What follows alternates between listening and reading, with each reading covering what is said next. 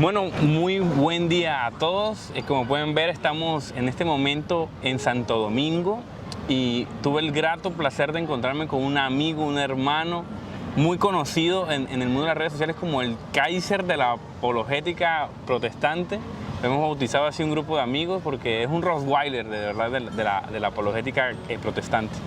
Y es mi querido profesor Néstor Díaz. ¿Cómo estás? Bienvenido, mi hermano. Para mí es un honor, de verdad, estar contigo aquí en la ciudad colonial de Santo Domingo. Y qué bueno que podamos compartir y sobre todo tratar de emular y de cumplir con ese gran requerimiento que ustedes me han puesto, el Rottweiler de la teología, Dios mío. Bienvenido, mi hermano. Bueno, Santo Domingo, ¿no? Y ahorita damos un paseo por esta zona colonial y hablamos un poco de la tradición que la herencia que nos lleva, pero creo que el que nos conoce un poco en redes sociales sabe que nosotros estamos apegados un poco a la tradición protestante. ¿Y sabes por qué quise entrevistar un poco a Néstor? Es porque últimamente, en estos últimos meses, hemos visto un gran levantamiento de hermanos separados católicos que quizás desestiman, o quizás muchas personas se ven debilitadas o se ven confundidas un poco por la apologética católica, desestimando quizás toda la herencia, toda la estirpe reformada. No es que nosotros creamos que nació la iglesia en el siglo XVI, sino que nosotros volvemos a las escrituras. Entonces, Néstor, creo que la primera pregunta que te quiero hacer es, ¿qué es la teología reformada? La teología reformada es el conjunto de dogmas y de doctrinas que se elaboraron tras el redescubrimiento y el regreso a las escrituras que preconizaron los reformadores del siglo XVI. Por lo tanto, cuando se habla de teología reformada, se está hablando precisamente de ese conjunto completo de dogmas y de enseñanzas derivadas del proceso de la reforma protestante. Excelente. Néstor, ¿por qué eres reformado? En sencillas palabras. No, yo quisiera que sencillas palabras y extendieras un poquito de la historia, siglo I. Yo soy reformado porque entiendo que la hermenéutica de las escrituras realizadas desde la perspectiva reformada contiene la verdad del Evangelio. En este sentido, lo digo de esa manera porque sin duda alguna la experiencia reformada no es una experiencia nueva, como tú muy bien destacaste cuando dijiste aquello de que la iglesia no creemos que haya nacido en el siglo XVI, por supuesto. La experiencia reformada del siglo XVI lo que hace es un reencuentro con todas las verdades que se habían enseñado en los primeros 3 siglos de la iglesia y particularmente en el siglo I. La experiencia de la iglesia primitiva se vive con mayor profusión, tanto en términos de la liturgia como en términos de la comprensión del evangelio y de los paradigmas teológicos que los primeros cristianos creyeron a través de la experiencia reformada. Por eso soy reformado. Excelente. Sí, porque a veces creemos en redes sociales que los reformadores simplemente Juan Calvino, Lutero y ahí se acabó la reforma, ¿no? Y hay mucho mito. Néstor, creo que cuando uno escucha los memes, cuando uno ve los memes, los posts, las publicaciones, algunos quizás youtubers católicos desestimando, vuelvo y repito, la teología es simplemente eso. Un par de personas que fueron manipulados por algunos políticos alemanes y ahí de eso se trató, lo reducimos a eso, ¿no? ¿Cómo impacta hoy la teología reformada a la iglesia moderna? Bueno, la iglesia de hoy en día es impactada de una forma notable por la visión reformada por 3 razones. Primero, porque con la reforma existe un grito paradigmático de regreso a las escrituras. Obviamente, el regreso a las escrituras implica en este sentido un valor mayor de la palabra de Dios por encima de las tradiciones. Un valor mayor de las escrituras y del estudio de las escrituras por encima incluso de la misma liturgia. Entonces, en ese caso, lo primero que hace la reforma protestante es rescatar la Biblia y colocarla en el centro de la iglesia, en el centro de la liturgia. Metas dentro de las iglesias de orden católico, ya sean católicas griegas, católicas egipcias o coptas, católicas rusas o católicas romanas, la experiencia del culto se centra en el misterio del símbolo a través del rito. Por eso en el centro de toda buena parroquia estará una mesa, la mesa donde se realiza el milagro de la transustanciación. Pero cuando vamos a iglesias de corte reformado y iglesias también que no son reformadas, pero salieron de la reforma, como las iglesias de corte evangélico, nos vamos a dar cuenta que en el centro siempre está el púlpito.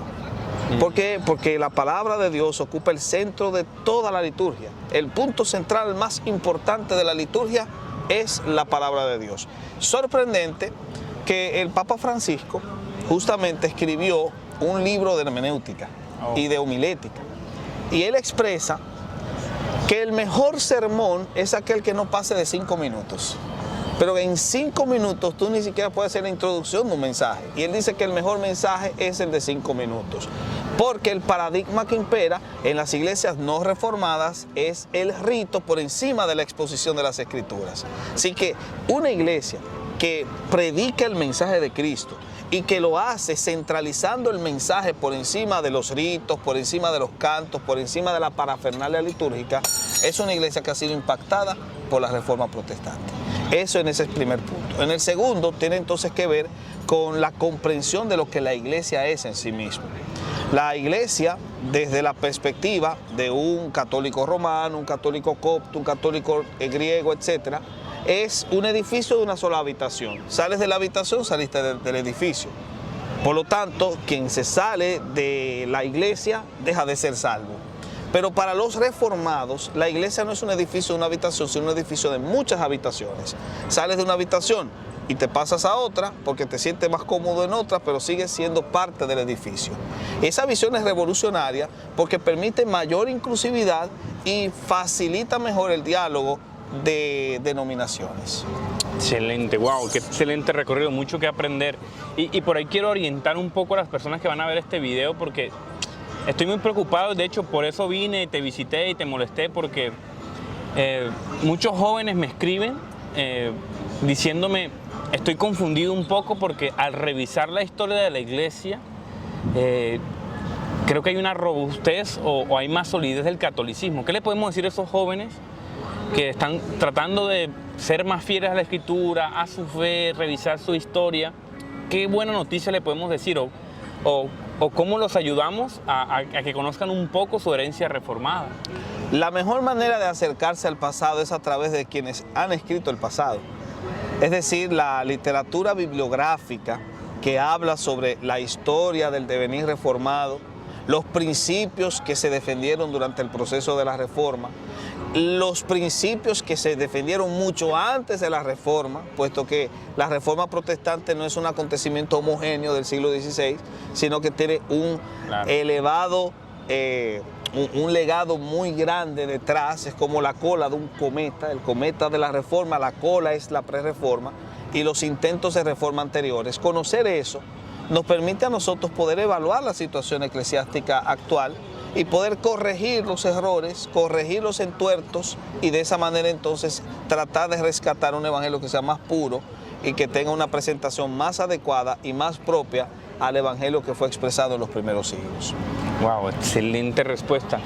Yo te hago otra pregunta, mi querido Néstor, creo que ha sido de mucha nutrición el tema. Generalmente la mayoría de personas que ven mi contenido, que estudian quizás apologética y que ven todo esto, que quizás van a ver todo este video, se van a encontrar con libros de historia, con canales de YouTube. He recibido mensajes, por ejemplo, que muchas gracias. No, esto no lo voy a cortar del video, esto va en el video. Gracias. ¿Cómo te llamas? Ariel. Ariel, muchas gracias. Mi amigo acá. Muchas gracias, Ariel. Muy amable. Buen provecho. Una limonada dominicana, debo decir. Invitados todos los que vean este video algún día, si quieren venir para acá, no dejen de pasar por acá, por este café que está justamente frente al Alcázar de Colón. Excelente. Y te preguntaba, mi querido hermano, sobre una metodología para nosotros ser fieles al texto, porque hoy hablábamos un rato y decíamos que a veces nosotros al ver youtubers famosos, predicadores, quizás gente que hace apologética, inclusive de todos los bandos, apologética judaizante, protestante, católica, a veces nos volvemos como subordinados a metodologías, ¿no? A ciertos pasajes, a cierta defensa, pero cómo nosotros podemos de manera auténtica ir a la historia pura, realmente no defender dogmas de hombres, sino realmente ser fiel al Señor. ¿Qué metodología podemos emplear? Yo creo que la primera el método más correcto, el más concreto para hacer algo así, es identificar concretamente cuáles son los credos. Si yo conozco los credos de la denominación a la que pertenezco, o conozco los credos que se fueron formulando y tejiendo a través de la experiencia reformada, podré tener una mejor apreciación de lo que la reforma enseña. Cuando yo tengo una mejor apreciación del contenido de un movimiento ideológico, es más fácil para mí evaluarlo. Notar los defectos y notar sus virtudes. Y luego que notamos las virtudes y los defectos, entonces hacemos un balance y, como decía el famoso consejo paulino, retened lo bueno después de haberlo examinado todo. En ese sentido, yo creo que el mejor método es el acercamiento a los credos reformados. Acerquémonos a los credos de la Reforma, los credos desarrollados a través de lo que se llamó el proceso de escolasticismo reformado, y a través de esas confesiones y esos credos tendremos una apreciación completa del panorama global de la Reforma como tal, y eso nos permitirá ser mejores evaluadores. Dicho sea, por cierto, que no todo lo que se expresó en la Reforma es sí y amén. Okay. Hay elementos evaluables en la Reforma protestante, hay elementos que se deben corregir, hay cosas que no se aplauden, pero lo que sí debe ser reconocido es la esencialidad de los dogmas, conocer la validez de esos dogmas a través del conocimiento de las Escrituras y en base a esos dogmas corregir los errores que se pudiesen haber cometido, para de esa manera entonces tener un mejor acercamiento a todos los principios básicos y aplicarlos a nuestra vida, que es lo que al final de cuentas realmente importa. Excelente. Otra pregunta importante me parece es, ¿por dónde empiezo yo a estudiar la Reforma? Dices por los credos, pero en el sentido de cuáles son las personas o los pilares, personajes importantes por donde leer, biografías, libros, una pequeña corte bibliográfica. Ok, sí, excelente. Para el acercamiento a la Reforma, yo creo que se podría segmentar en 4 grupos los libros que podríamos analizar y que podríamos acercarnos para estudiar si venimos de fuera o estamos dentro del movimiento. El primer grupo tiene que ver con las fuentes primarias. Por supuesto, tenemos que acercarnos a los escritos de Lutero, claro. Tenemos que acercarnos a los escritos de Calvino, tenemos que acercarnos a los escritos de los distintos exponentes de la Reforma, muchos de ellos no tan conocidos, pero que dejaron un legado escrito importante, como el caso de William Tyndale, cuyas obras lamentablemente no se están publicando, pero que son muy importantes para entender el proceso de la Reforma en Inglaterra, y también el caso de las obras de autores como Philip Melanchthon. Luego que nosotros tenemos un acercamiento completo a las fuentes primarias, pasamos a un segundo grupo, que son las fuentes secundarias. Las fuentes secundarias tienen que ver con los representantes de la Reforma en la época de la posreforma. Okay. En este caso, nosotros podemos ubicar ahí a autores de la talla de Colampadio, autores de la talla de el mismo Guillermo Farel, que aunque pertenece a la primera generación de reformados, sus obras repercutieron en la segunda experiencia de la Reforma. Y luego que tenemos a esos autores, entonces pasamos a las fuentes dogmáticas, que son los credos, las confesiones, la confesión de Westminster, las 3 declaraciones helvéticas, la declaración de Saboya, que es un texto muy importante para el origen del puritanismo, y también la declaración o confesión belga. Todos esos textos son importantísimos, el catecismo de Heidelberg, los cánones de Heidelberg, que fueron discutidos por Lutero en 1518, cuando tuvo la reunión con los monjes agustinos. Y después de que nosotros tenemos un conocimiento dogmático de esos credos, de esos dogmas, que los estudiamos detenidamente, pasamos al último grupo de fuentes, que son las fuentes históricas. Es decir, historiadores de la Reforma, escritores que han hecho un acercamiento a la Reforma, a su impacto, a su legado, la trayectoria histórica de la Reforma, el acercamiento de los antecedentes de la Reforma a través de la experiencia pre-reformada y de los intentos de reforma de la Edad Media, incluyendo autores olvidados o monjes olvidados, como el caso de Godescalco de Orbá y otros por el estilo. Esas serían las 4 fuentes bibliográficas que podríamos acercarnos.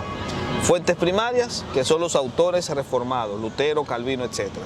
Fuentes secundarias, autores de la Segunda Reforma o de la Posreforma. fuentes terciarias, que en este caso serían las fuentes dogmáticas, las confesiones y las declaraciones.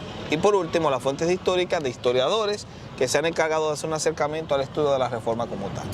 Excelente, muchísimas gracias. Espero por haber esos sido datos. claro. Bastante claro, mi hermano.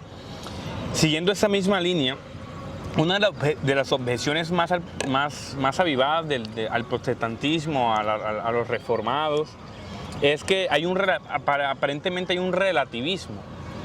¿Cómo podemos dar respuesta al que no tenemos de pronto un magisterio? Quizás una persona que apenas recién lee está empezando a descubrir la reforma protestante, cree que nosotros no tenemos, o sea, simplemente que el concepto de sola escritura está errado y que simplemente no tenemos magisterio, estamos como en el aire. ¿Qué consejo le podemos dar a un joven que está siendo atacado por estas falacias?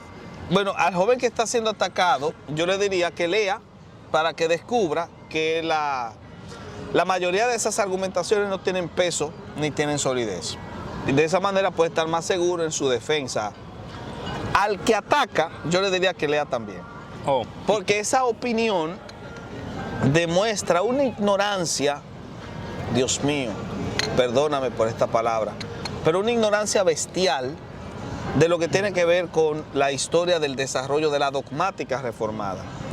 En un debate que tuve recientemente, entre los comentarios que leí de las personas que estuvieron como parte del debate, escuché que alguien dijo que cuando yo expresé que sí tenemos un magisterio, que existe tal cosa como un magisterio reformado, la persona inmediatamente acusó que lo que estaba diciendo era un vulgar disparate, que realmente no existe un magisterio reformado. Bueno, tenemos primero que entender qué queremos decir por magisterio. Si el magisterio es la enseñanza de, eso es lo que quiere decir la palabra magisterio.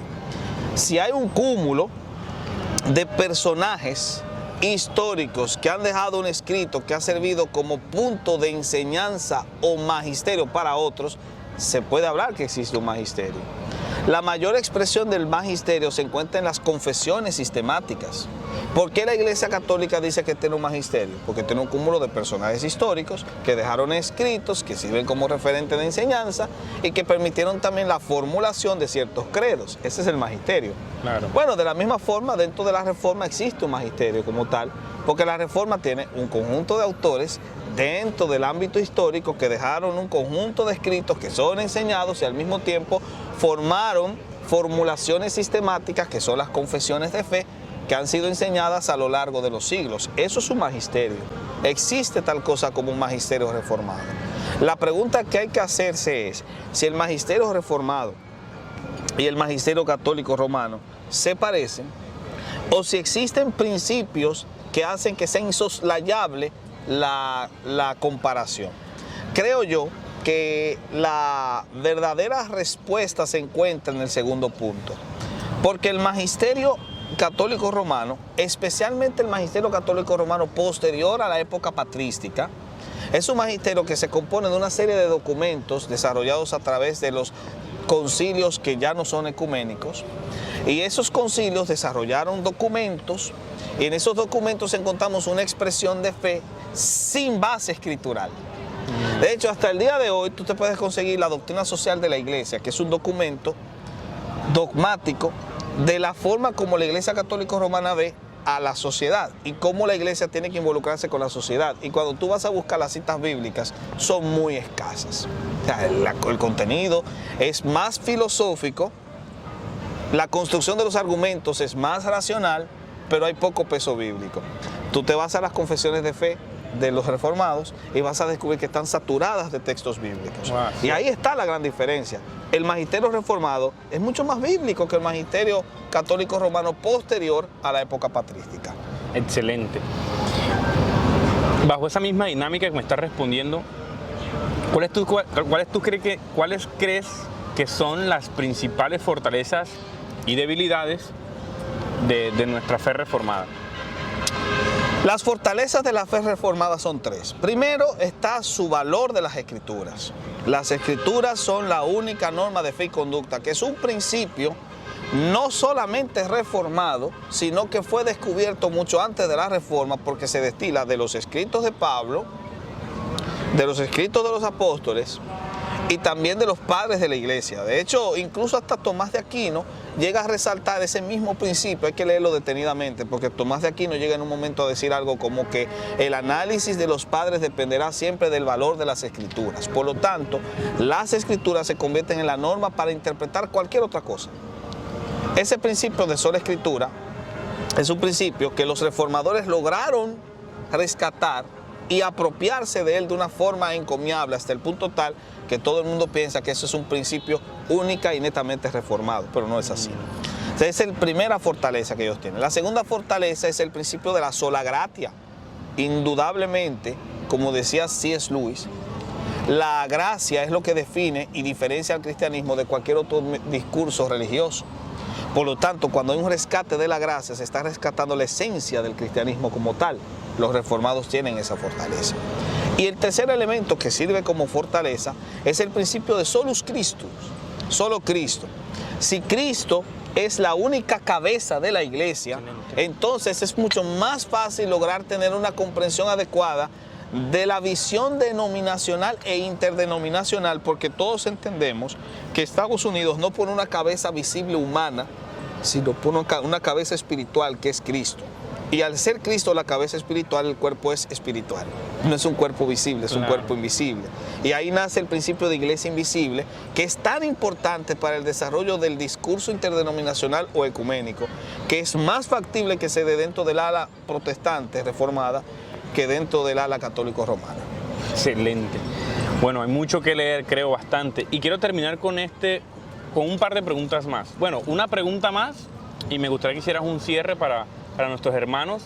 Quiero también previamente decir que esto tampoco es un ataque, ni nosotros queremos fomentar como una división, todo lo contrario. Creo que el que nos conoce sabe que tenemos un discurso muy conciliador, partiendo de Juan 17, que el Señor ora por nuestra unidad. Claro. Es eso, es que nosotros, la fe reformada, los protestantes, inclusive otras corrientes como pentecostalismo, los carismáticos, los hermanos carismáticos, están siendo bombardeados por falacias, y yo creo que en honor a la verdad estamos hablando de este video.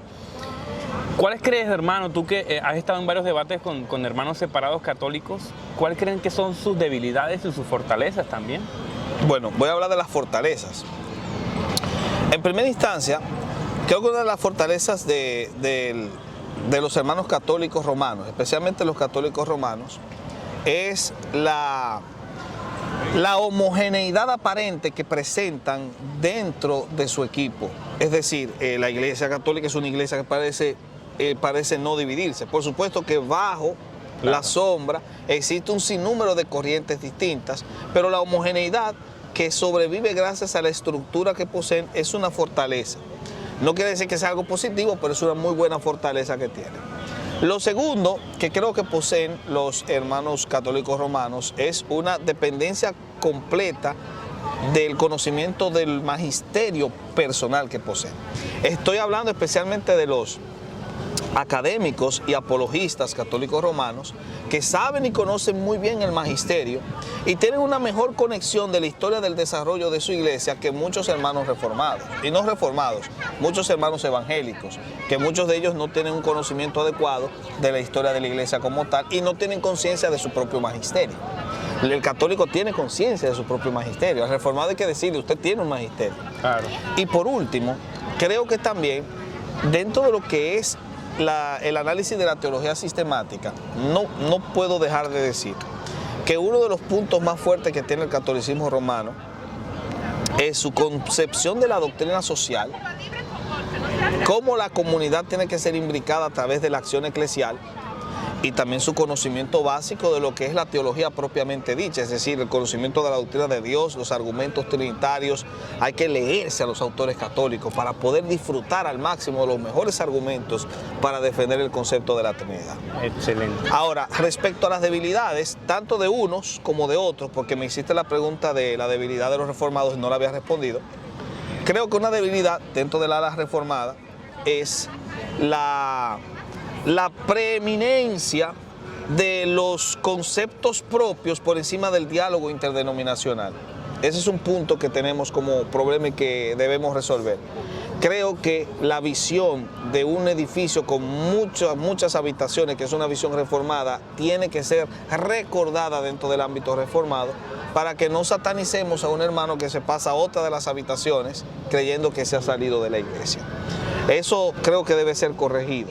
Otro punto que hay que corregir es recordar y reconocer que tenemos un magisterio. Exacto. Obviamente esa debilidad que el católico romano no la tiene, debe ser corregida dentro del ala reformada. Por otro lado, dentro del ámbito católico romano, dos debilidades, para ser justos, que yo creo que tienen, es, número uno, la dependencia exagerada de los dogmas periféricos. Es decir, dogmas porque se han dogmatizado, pero son periféricos porque realmente no tienen una base escritural que los defina. Son prácticamente innovaciones teológicas. Sin duda alguna, ese es un gran problema. Cuando yo, por ejemplo, escucho a un católico romano que en medio de un diálogo sobre un tema de conocimiento escritural inmediatamente inserta un discurso mariano, yo inmediatamente tengo que decir qué pena, porque este discurso mariano dividirá más el conversatorio que lo va a unir. ¿Por qué? Porque al final de cuentas es un discurso que no se sostiene con las escrituras. Y al no sostenerse con las escrituras, obviamente estimula más la división que la unidad. Esa es una crítica que se le podría hacer. Y la segunda crítica es una crítica más académica.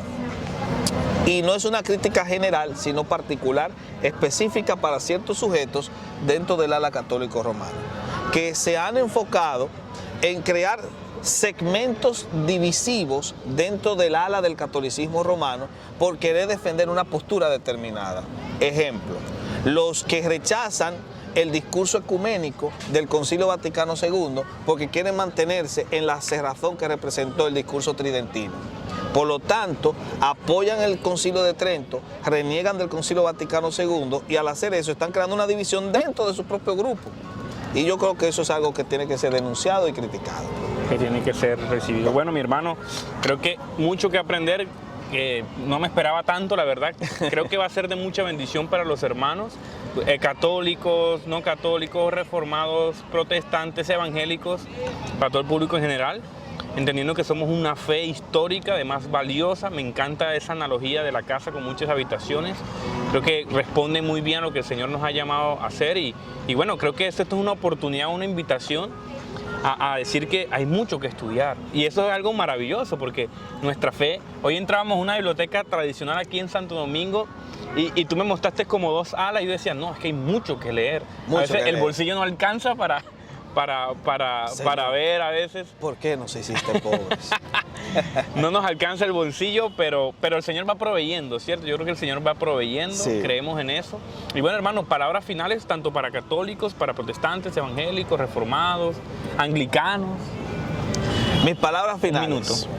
Lean la Biblia, leamos las Escrituras.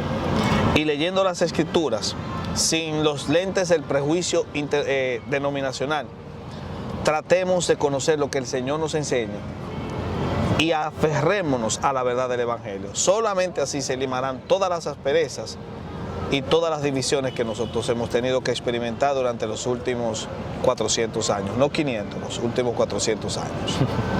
Muchísimas gracias, bendiciones a todos. Gracias, Néstor. Que bendiga. Un placer y un honor.